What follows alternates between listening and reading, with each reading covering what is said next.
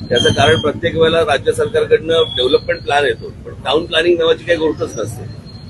किती गाड्या येत आहेत, किती स्कूटर्स येत आहेत, त्या पार्क कुठे होणार, लोक राहणार कुठे, लोक बाहेर कसे पडणार, काही बाबा तिथे काही किती काय आहे टाउन प्लॅनिंगला.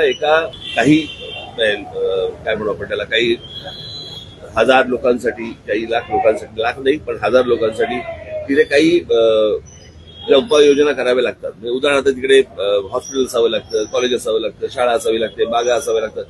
हे सगळ्या गोष्टी या टाउन प्लॅनिंग मध्ये येतात. आणि असली कोणतीही गोष्ट मला असं वाटतं आपल्या कोणत्याही शहरांमध्ये राबवली जात नाही. आणि महानगरपालिकांमधले अधिकारी आणि राज्य सरकारमधले काही लोक आणि मग काही बिल्डर्स, या सगळ्या नेक्सस मधनं या सगळ्या गोष्टींचा बरबाद होत जाणारी शहरं, हे थांबत नाहीये.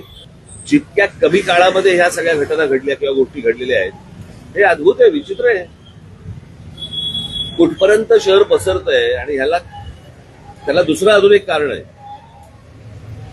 हे जे सगळं आता मेस झाला, गेले 2-3 वर्ष केंद्र सरकार राज्यामधल्या महानगरपालिकांच्या निवडणुका घेत नाहीये.